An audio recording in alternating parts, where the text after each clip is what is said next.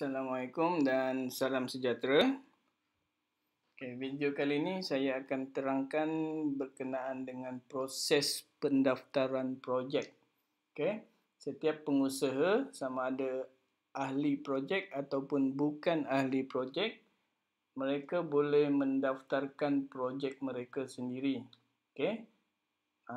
Maksudnya projek boleh didaftarkan oleh PPK ataupun oleh pengusaha itu sendiri. Tapi setiap pendaftaran perlu disahkan oleh PPK lah. So kalau tuan-tuan daftar projek tuan-tuan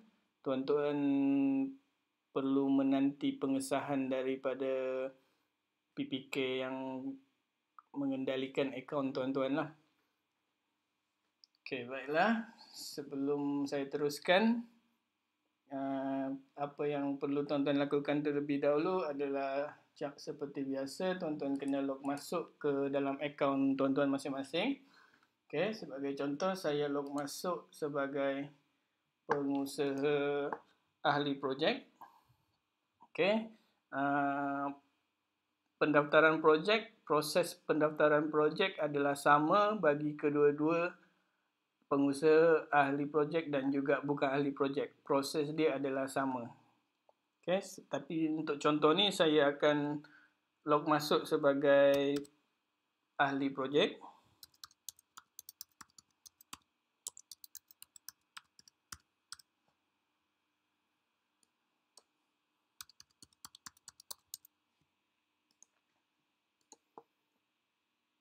Bila saya log masuk ke dalam akaun saya akan dibawa ke halaman dashboard terlebih dahulu. Ini kita panggil dashboard akaun pengusaha. So dari sini saya boleh buat pengemaskinian ataupun pendaftaran projek saya lah. Sebelah kiri ni kita panggil menu utama. So dari menu utama ni tuan-tuan boleh dapat lihat ada satu menu yang diberi nama projek. So menu ni boleh dibesarkan ataupun boleh dikecilkan mengikut kesesuaian tuan-tuan. Cuma dia berbezalah jika tuan-tuan akses akaun tuan-tuan melalui telefon bimbit atau telefon pintar tuan-tuan akan dapati saiz dia akan berbezalah. Sebagai contoh kat sini saya kecilkan. Ni adalah paparan untuk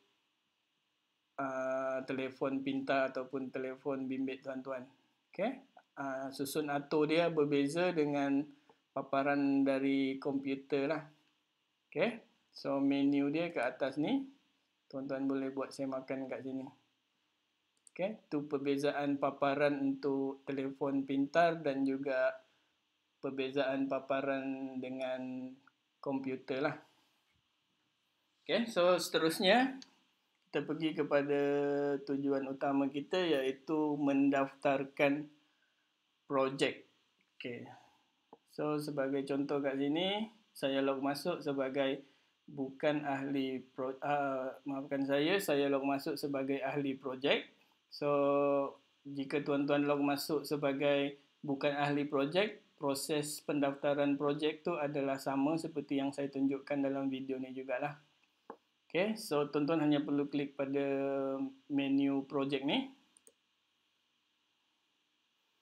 So bila tuan-tuan klik pada menu projek, tuan-tuan akan dibawa ke halaman senarai projek tuan-tuan lah. So halaman ni bergantung pada projek yang telah didaftarkan di bawah akaun tuan-tuan. So kalau tuan-tuan dah ada projek sebelum ni, dah didaftarkan dalam sistem ni, so senarai projek tu akan dipaparkan. Tapi untuk akaun Muhammad Fikri ni, dia belum mempunyai mana-mana projek lagi lah. Seterusnya kita pergi ke proses pendaftaran projek yang sebetulnya. Tuan-tuan hanya perlu klik pada butang daftar projek ke atas sebelah kanan ni. So tuan-tuan akan dibawa ke halaman daftar projek. So borang pendaftaran tu akan dipaparkan lah. So tuan-tuan kena masukkan maklumat projek tuan-tuan. Okey. So langkah pertama, tuan-tuan kena masukkan maklumat projek tuan-tuan. Okey. Yang pertama dia akan minta nama projek tuan-tuan. Okey. So sebagai contoh ni, saya daftarkan satu projek dulu.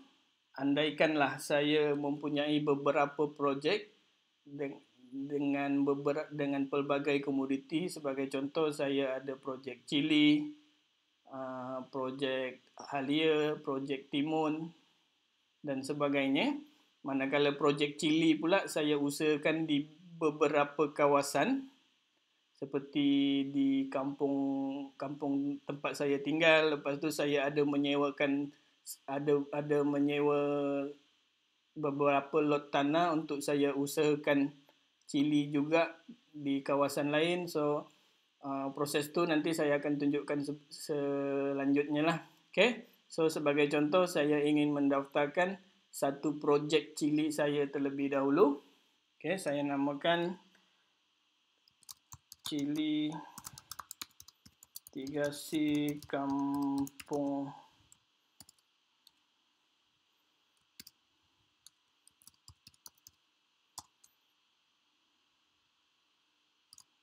Okay. So daripada penamaan ni saya boleh mengetahui sama ada projek ni berada di untuk kawasan yang mana. Okay. So penamaan projek ni bergantung pada kesesuaian tuan-tuan lah, keselesaan masing-masing. So penamaan ni juga adalah bergantung pada memudahkan untuk tuan-tuan tahu daripada nama projek ni, tuan-tuan dah boleh tahu lokasi projek ni kat mana dan sebagainya lah. Okay. So penamaan ni terpulang pada tuan-tuan. Cuma kalau apa yang saya sarankan adalah setiap projek tu disertakan dengan nama kawasan ataupun nama lokasi projek tuan-tuan lah untuk kemudahan tuan-tuan juga. Okay. Seterusnya saya akan pilih komoditi yang saya usahakan. Maksudnya nama projek saya cili vertigasi. So bila saya klik komoditi ni, semua komoditi di bawah PPK saya ni. Okay, sebelum saya teruskan, saya pergi dulu ke menu pertubuhan peladang ni. Okay. Ni adalah pertubuhan peladang yang mengendalikan akaun saya ni. So maksudnya saya sebagai ahli projek di bawah pertubuhan peladang kawasan Kuala Langat. So peladang Kuala Langat untuk masa ini akan mengendalikan setakat ni dia kendalikan dua komoditi lah, iaitu cili merah dan juga halia. So bermaksud apa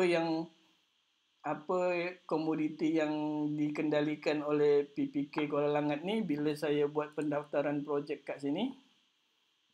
Okay, saya buat pendaftaran projek. So senarai komoditi tu sahaja yang akan disenaraikan. Okay, so kalau PPK Kuala Langat ni dia usahakan timun, dia mengendalikan timun, so senarai komoditi timun tu akan disenaraikan kat sini lah. Okay, so dia bergantung pada apa komoditi yang PPK tu kendalikan. Okay, sebagai contoh kat sini PPK Kuala Langat ni hanya mengendalikan dua komoditi, iaitu cili merah, cili halia. Cili merah dan juga halia. Okay, so komoditi lain tidak akan dipaparkan pada senarai ni lah. Okay, saya ulang semula.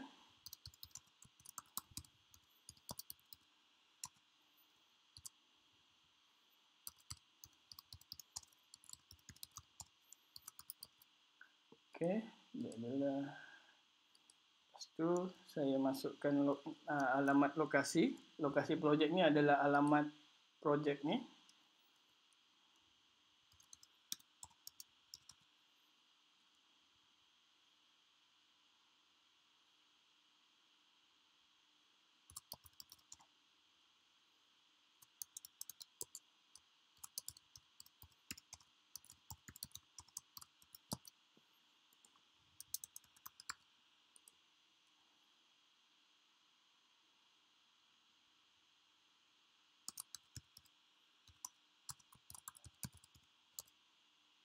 Negeri Selangor.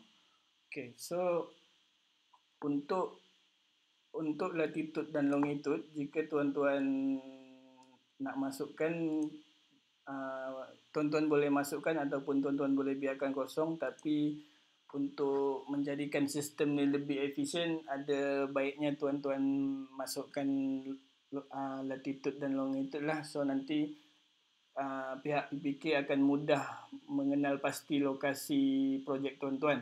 Cuma kat sini saya akan tunjukkan cara-cara untuk bagaimana tuan-tuan dapat latitude dan longitude ni. Okay? So apa yang tuan-tuan perlu lakukan, tuan-tuan perlu pergi ke Google Map. Okay? Sama ada tuan-tuan buat carian pada Google ni, tuan-tuan type Google Map. Okay, so tuan-tuan klik pada Google Map ni.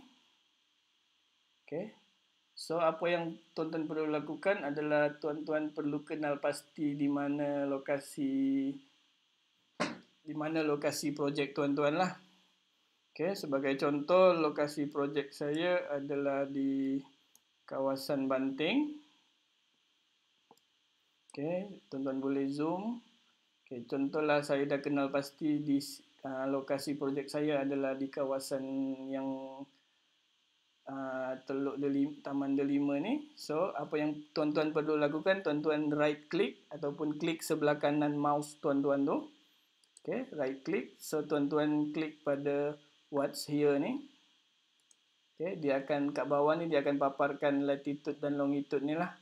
Okay, so apa yang seterusnya tuan-tuan perlu, kalau tuan-tuan boleh hafal ataupun kalau tuan-tuan tak boleh hafal, tuan-tuan boleh klik pada latitude longitude ni. Okay, so dia akan paparkan ke atas ni. So dari sini memudahkan tuan-tuan untuk copy dan juga paste dalam sistem PPHP lah. So tuan-tuan hanya perlu ambil nombor ni saja, koma ni abaikan. Tuan-tuan ambil nombor ni saja. Lepas tu dalam sistem tuan-tuan masukkan dalam ruangan latitude dan juga longitude ni tuan-tuan kena copy lah. Okay, so itu adalah proses bagaimana untuk mendapatkan latitude dan longitude. Okay, seterusnya sistem akan minta maklumat pusingan pertama. Kalau tuan-tuan baca kat sini, semua pendaftaran projek baru akan dikira bermula dengan pusingan pertama. Pusingan sebenar projek anda adalah tidak diambil kira. Okay, apa yang dimaksudkan di sini adalah setiap projek baru yang didaftarkan dalam sistem ni akan dikira sebagai pusingan pertama. Okay, sebagai contoh, andaikan Cili Vertigasi Kampung Sungai Uda yang saya usahakan ni untuk masa sebenar adalah di bawah pusingan ketiga. Okay, andaikan Cili Vertigasi yang saya usahakan di Kampung Sungai Uda ni sekarang ni adalah pusingan ketiga. Tapi bila saya daftar dalam sistem ni, sistem akan automatik jadikan dia pusingan pertama. Okay, so sistem tak akan ambil kira pusingan sebenar saya, tapi sistem akan mulakan projek saya ni dengan pusingan pertama. Okay, harap tuan-tuan faham kat situ. Cuma maklumat yang akan saya masukkan kat dalam ni adalah maklumat untuk pusingan ketiga yang sekarang saya tengah usahakan lah. Okay, saya ulang. Untuk masa sebenar, projek saya di Kampung Sungai Uda ni telah memasuki pusingan ketiga. Tapi bila saya daftar dalam sistem PPHP ni, sistem akan ambil kira dia sebagai pusingan pertama.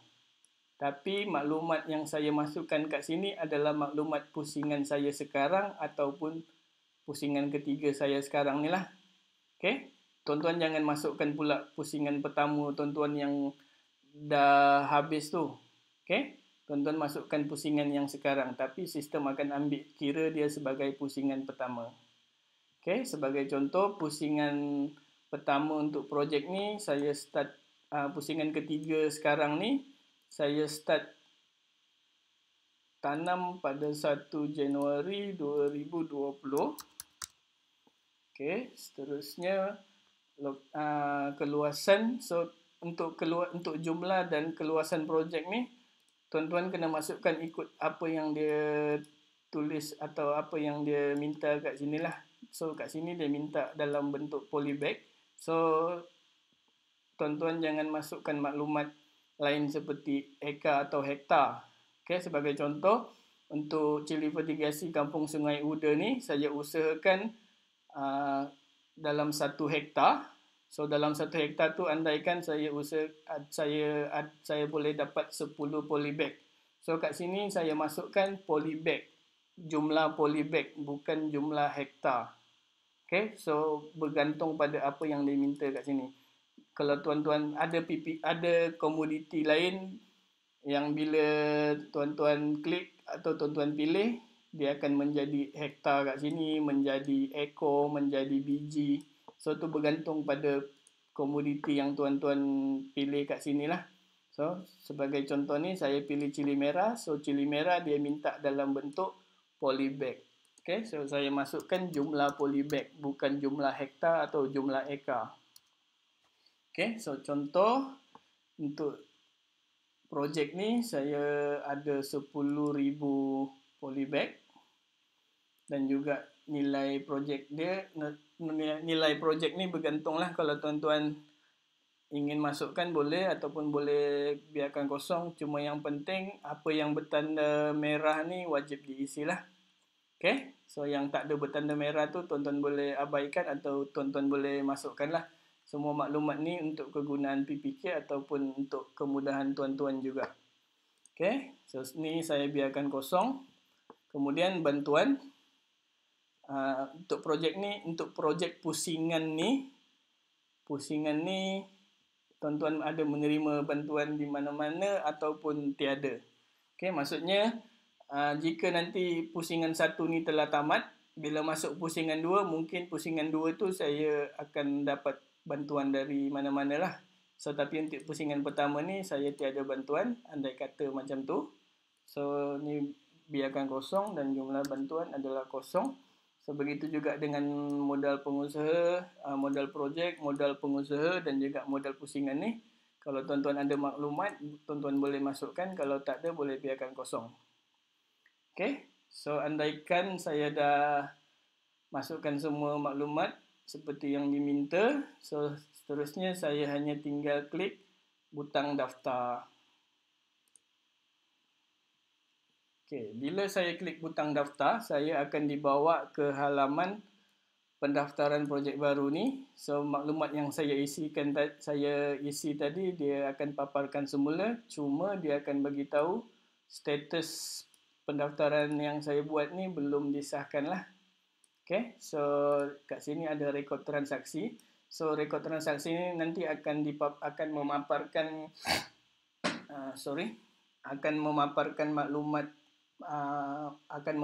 maklum balas dari PPK Kuala Langat ni lah. Okay, so dari samping itu, kalau tuan-tuan ada tersilap masuk data, tuan-tuan boleh kemas kini lagi lah. Okay, apa yang perlu tuan-tuan buat hanyalah jika data semua dah tepat, tuan-tuan hanya perlu tunggu pengesahan dari pihak PPK lah. Okay, so andai kita sekarang ni, untuk proses seterusnya, kita andaikan pendaftaran projek tuan-tuan ni ditolak oleh PPK. Okay, ni bila saya klik balik ke halaman ke menu projek ni, so dia akan paparkan balik senarai projek yang saya dah daftarkan lah. So cuma dia akan tunjuk status belum disahkan. Okay, so kalau saya klik pada profile, dia akan pergi ke halaman tadi lah. Okay, so berbeza dengan nanti saya tunjukkan perbezaan di antara halaman projek yang telah disahkan dengan projek yang belum disahkan. So bila projek belum disahkan, dia akan pergi ke halaman ni. So kalau projek tu dah disahkan, bila tuan-tuan klik pada papan profil ni, nanti halaman dia akan lain lah. Okay, So, kita sekarang ni kita andaikan projek tuan-tuan ni ditolak oleh PPK kerana terdapat beberapa maklumat yang tidak tepat. Okay, so kita andaikan PPK menolak permohonan pendaftaran projek tuan-tuan.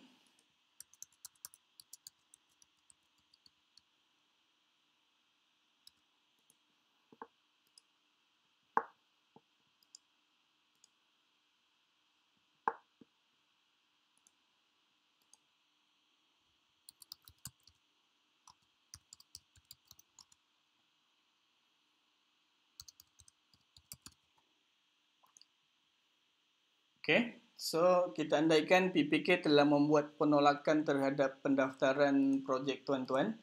Tuan-tuan sepatutnya bila tuan-tuan log masuk akaun tuan-tuan tu, tuan-tuan akan dapat notifikasi ke atas ni menyatakan projek tuan-tuan tu ditolak. So tuan-tuan boleh klik kat sini.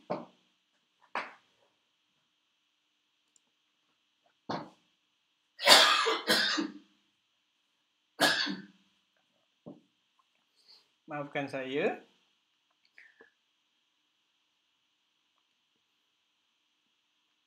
So kat sini tuan-tuan akan dapat maklumat bahawa projek tuan-tuan ditolak dan juga alasan penolakan dari PPK Kuala Langat ni lah. So yang akan membuat semakan tu adalah pengurus projek. So pengurus projek ni akan beritahulah apa alasan penolakan terhadap pendaftaran projek tuan-tuan. So sebagai contoh ni dia maklumkan meminta untuk semak jumlah polybag. So maksudnya mungkin terdapat kesilapan dalam maklumat-maklumat ni. So tuan-tuan boleh kemaskin ni lagi lah. Okay, contoh polybag saya tidak tepat. So saya kemaskin ni. Okay, so bila saya klik kemaskin ni tu, so sistem akan menghantar semula notifikasi kepada pengurus projek PPK Kuala Langat ni menyatakan saya telah kemaskini dan dia perlu buat semakan sekali lagi lah. So PPK ataupun pengurus projek ni akan buat semakan semula. So dia akan buat semakan lah. So selagi dia tolak, dia sistem akan maklumkan seperti yang saya tunjuk lah. Tuan-tuan akan dapat notifikasi ke atas ni dan akan dapat status penolakan dan juga alasan penolakan lah.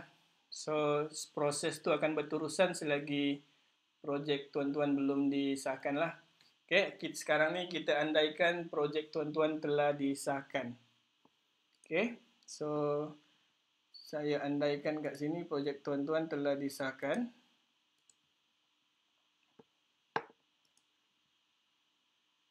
Okay, apabila projek tuan-tuan telah disahkan, tuan-tuan akan dapat notifikasi jugalah. Maksudnya pengurus projek tu telah meluluskan pendaftaran projek tuan-tuan.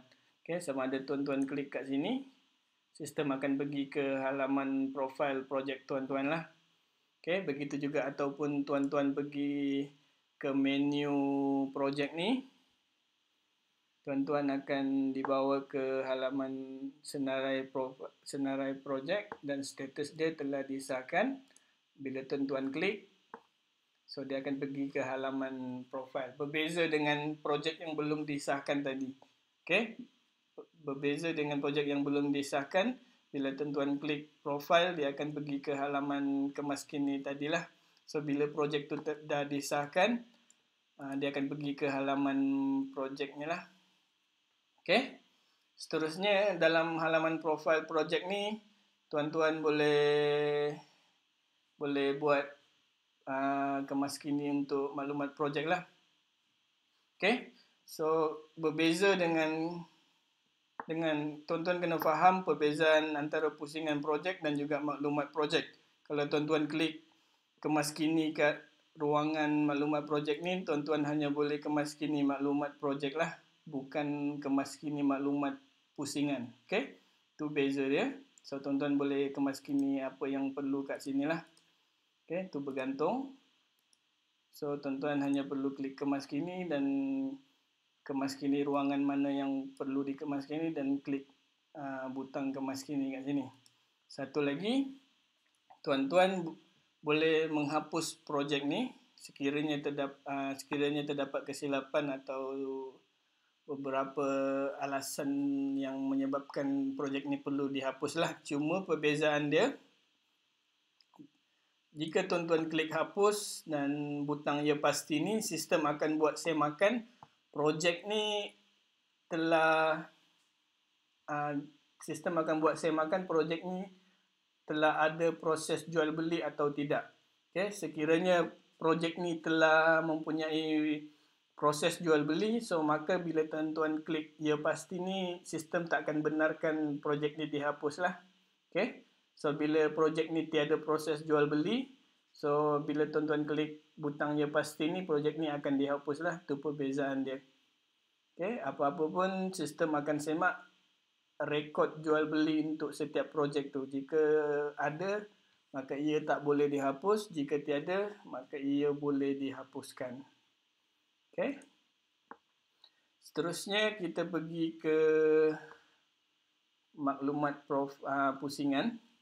Okay. Sebelum tu kat sini adalah latitude dan longitude yang tuan-tuan masukkan tadi lah, yang ni. So ni adalah maklumat dia. So dia akan paparkan dalam bentuk peta kat sini. Okay.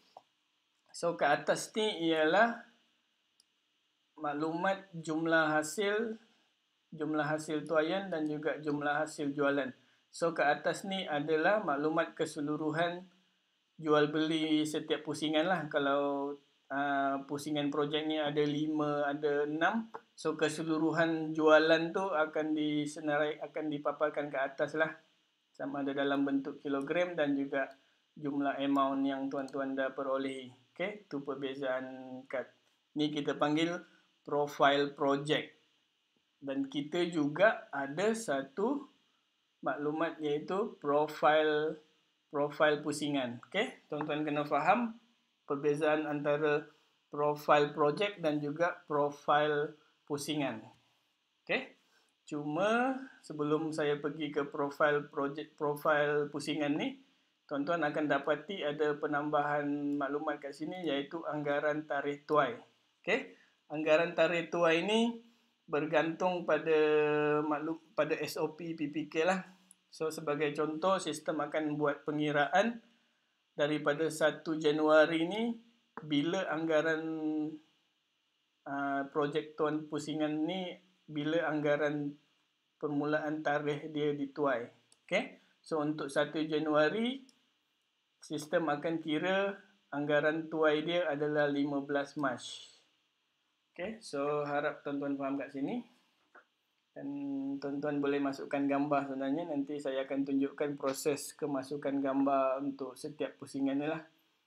Okay, so satu lagi tuan-tuan akan dapati pusingan ni aktif dan ada butang tutup pusingan kat sini.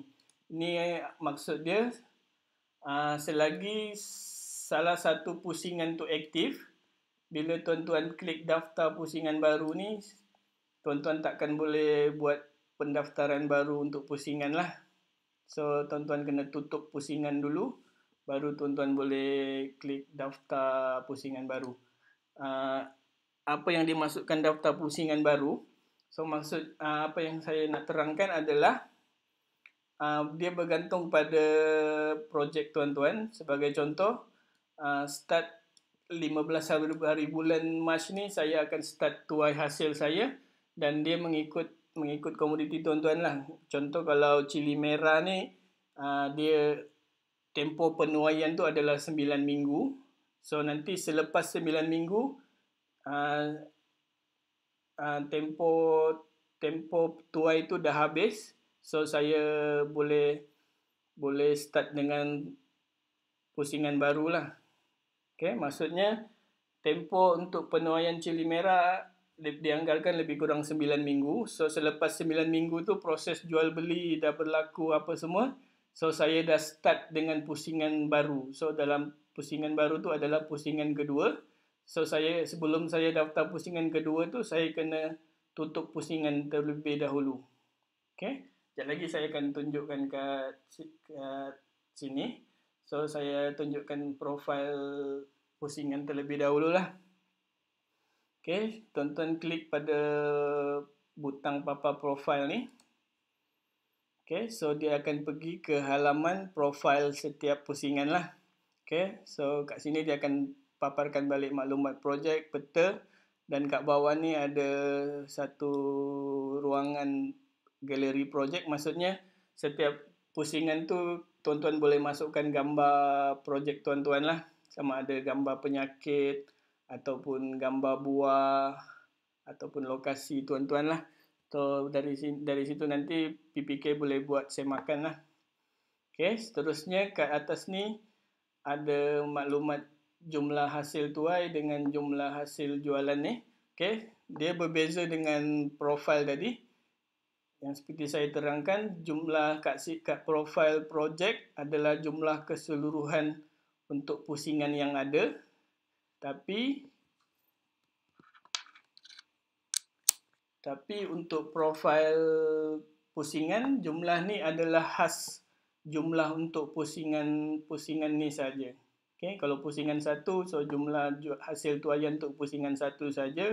Kalau pusingan dua, so maksudnya jumlah hasil untuk pusingan dua saja.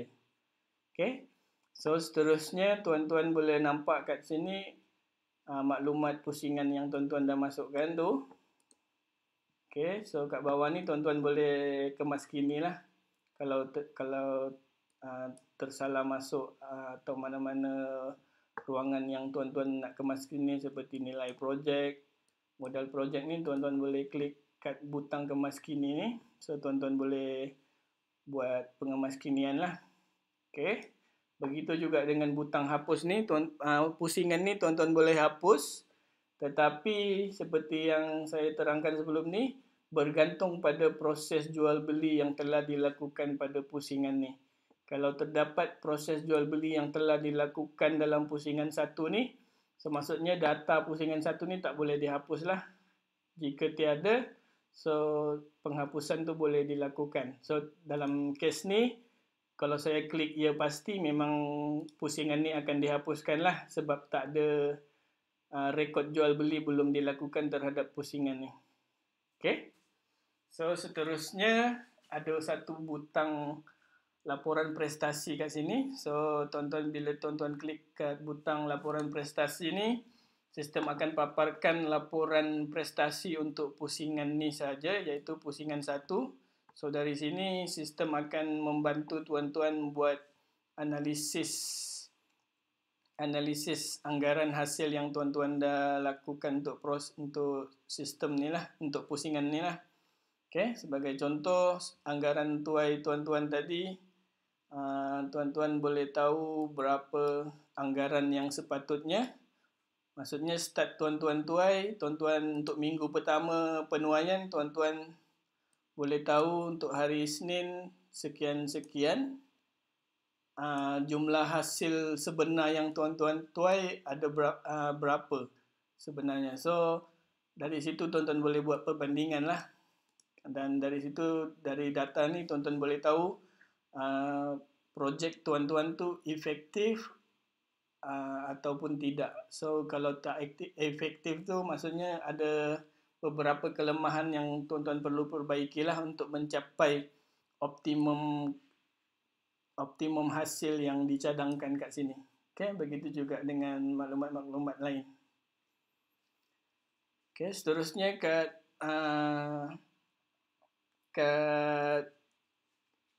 laporan prestasi projek ni, tuan-tuan boleh dapati ada satu ruangan yang dipanggil pematuhan jadual tanaman. So nanti saya akan pergi lebih lanjut kepada ruangan ni dalam video-video seterusnya lah. Okay, nanti kita abaikan terlebih dahulu. So kita pergi balik ke halaman seterusnya. Okay, seterusnya saya akan terangkan berkenaan dengan anggaran pengeluaran hasil. So ini adalah anggaran pengeluaran hasil untuk projek tuan-tuan ni lah, untuk untuk pusingan 1 ni. Okay, ini adalah anggaran pengeluaran hasil untuk projek tuan-tuan. So, untuk cili merah adalah selama seminggu, adalah selama 9 minggu untuk tuan-tuan boleh mendapatkan hasil tuaian untuk cili merah ni lah. Ni data ni bergantung pada SOP PPK tuan-tuan lah. Sebagai contoh, kalau tuan-tuan lihat kat pertubuhan peladang tuan-tuan tu, ni adalah data jadual penuaian. So, kat sini ada 9 minggu. So, data ni nanti akan mempengaruhi anggaran pengeluaran hasil projek tuan-tuan lah. Okay. So, data ni. So, sepatutnya untuk minggu pertama, untuk 9,000 polybag ni, tuan-tuan boleh dapat 630 kg. Okay. Minggu kedua, 1,080 kg dan juga seterusnya lah. Okay. Data ni saya rasa amat membantu tuan-tuan juga untuk mengetahui tahap prestasi projek tuan-tuan lah. Okay, begitu juga dengan jadual tanaman ni. So, nanti saya akan buat satu video khas berkenaan dengan jadual tanaman ni. Okay, seterusnya kita pergi balik ke profile projek. Okay, so andaikan sekarang ni proses penuaian untuk pusingan 1 telah tamat dan saya nak daftar pusingan barulah. So, maksudnya pusingan kedua. So, apa yang saya perlu lakukan adalah saya kena tutup dulu pusingan ni. So, sebelum selagi status pusingan pertama ni aktif, setiap kali saya menghantar komoditi ke PPK Golongan ni, sistem akan detect ataupun sistem akan letakkan proses jual beli tu pada pusingan pertama ni lah, pada pusingan mana yang aktif. Okay, so bila saya dah buat pusingan kedua, saya kena tutup dulu pusingan ni. Sebagai contoh, saya tutup pusingan. Ya, pasti. So, pusingan telah ditutup dan bila saya klik pada daftar pusingan baru, saya dah boleh daftar pusingan baru dan sistem akan automatik tahu ini adalah pusingan kedua. Okay. So, saya masukkan maklumat kat sini. So, contoh untuk pusingan kedua, saya start tanam pada Julai 2020 bersamaan dengan 10 polybag, 10,000 polybag, bantuan tiada dan saya daftar. Okay. So, sama juga bila pusingan baru didaftarkan, status pertama dia adalah belum disahkan. So, maksudnya pusingan ni nanti sistem akan buat PPK akan buat semakan, nanti dia akan buat pengesahan ataupun penolakan lah. So, kalau tuan-tuan klik pada papan profil tu, dia akan pergi ke status yang lebih kurang sama dengan proses pendaftaran projek tadi. So, bila PPK ataupun pengurus projek PPK tu membuat penolakan, nanti dia akan keluar ke atas ni. Sebagai contoh,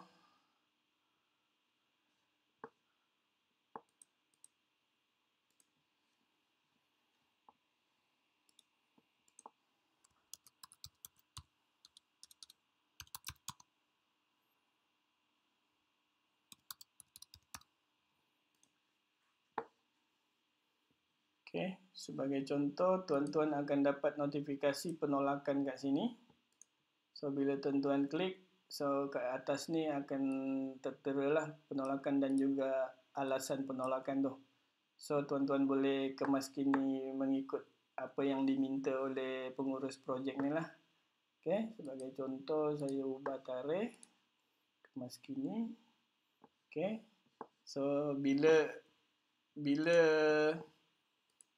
PPK ataupun pengurus projek dah mengesahkan pendaftaran pusingan tu, okay, kalau tuan-tuan pergi balik ke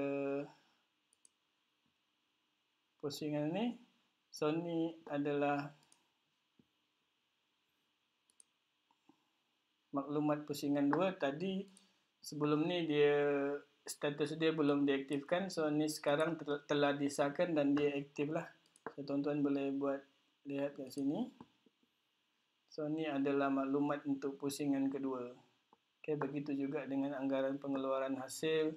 So dia akan start pengeluaran hasil pada 12 Ogos dengan 14 Oktober dan juga seterusnya lah. So selama 9 minggu. Okay. So itu adalah proses pendaftaran projek dan juga pendaftaran pusingan. Okay, ini adalah video pendaftaran projek bahagian pertama. Nanti saya akan buat pendaftaran projek untuk bahagian kedua. Nanti dalam video tu saya akan tunjukkan bagaimana pula tuan-tuan daftar projek yang lain lah. So maksudnya tak semestinya satu akaun satu projek. So tuan-tuan boleh mendaftarkan pelbagai projek kat dalam sistemnya lah, bergantung pada projek yang tuan-tuan usahakan. Okay, itu sahaja terlebih dahulu. Saya akhiri dan juga kita bertemu pada video bahagian kedua.